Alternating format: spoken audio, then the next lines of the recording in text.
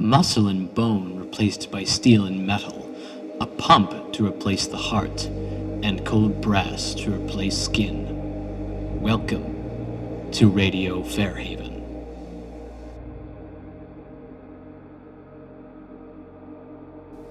This is the story of Tara. Tara works at the old airship factory, widowed at the young age of 20 by an unusual explosion, her only pride and joy being her son, James. James recently befriended Dr. Falk, a newcomer to town who specializes in what he calls amazing new contraptions. Among these creations are what he refers to as automatons. These fascinating machines only require winding to function.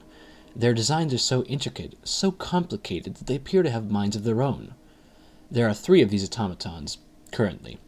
Falk intends to use at least one of them to aid in his endeavors. The other 2 will likely be displayed at the World's Fair in June.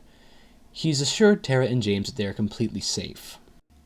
Unfortunately for Falk, Tara is not convinced and has forbidden her son to continue visiting the good doctor.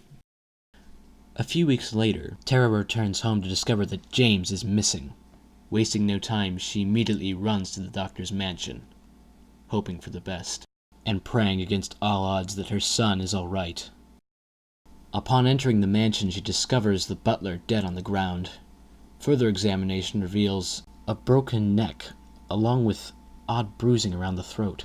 It is only now that Tara notices the radio, and the mysterious announcer, who somehow knows what she's doing, while she's doing it. Terrified, she switches off the radio, yet there was something about this announcer that sounded familiar. As if...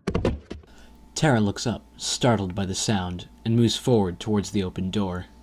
She sees rows and rows of inventions piled 10 meters high, and at the end of one, a crumpled form. Fearing the worst, she rushes over. Surprised yet relieved at the same time, Tara finds the doctor. Yet her son is nowhere to be found. When she attempts to wake him, she discovers his neck broken, with the same markings as the butler. Then, a flash of recognition crosses her mind. The markings. Same shape as the automaton's hands. Then, the ticking. Tara whirls around, listening, looking for the source of the noise, and then she sees it. A light. No. 2. Then, they start moving. An automaton, brass glowing in the overhead lantern light, steps forward to reveal its damaged face. Wires exposed, steel teeth glistening. Horrified, Tara jumps back, crashing into long-forgotten inventions, and runs. Dashing down the corridors of rust, the sound doesn't seem to disappear, as if the machine is right behind her. Then, fate. With a jarring crash, Tara falls to the ground. Looking up, she sees another one of the machines, head tracking left to right. But not looking down. Too terrified to move, Tara holds her breath, waiting. The machine in front of her barely moving. A crash, and the machine leaves. Understanding slowly rolls over Tara. Sound. They respond to sound. Cautiously, she stands. Experimentally, Tara takes a small music box off the pile of discarded machines and tosses it.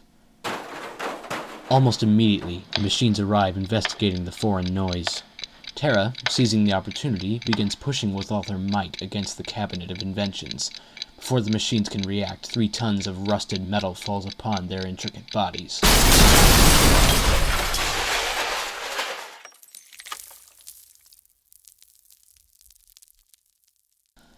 Tara breathes a sigh of relief and sits down.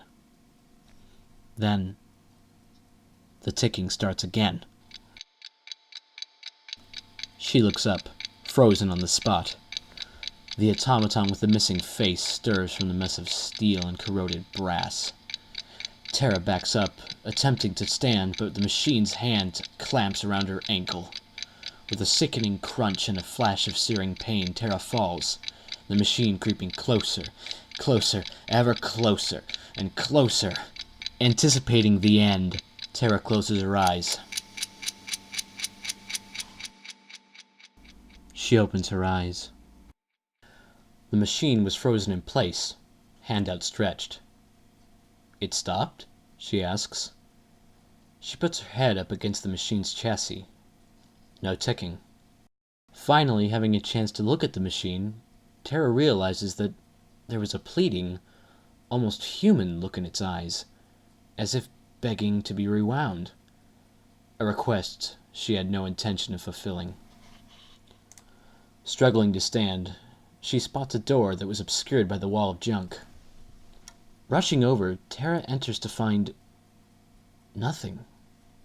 Just a journal, open to a page that reads, "November 17th. The boy will make an excellent test subject, ideal for my machines. November 20th. The boy's heart was difficult to remove. The machine gladly accepted the boy's brain, but almost rejected the heart. November 20th, 5 o'clock p.m. The machine attempted to attack me, quickly resolved by a pipe wrench to the face. Note: need to fix hands, too strong for my taste." Horrified, Tara lowers herself to the floor, body racked with sobs. Then, the ticking began again, for the last time. Looking up, wiping away the tears, Tara sees the automaton, eyes glowing bright green. The machine began walking towards her, but she made no moves to escape, simply resigned to her fate. Alone in the lab,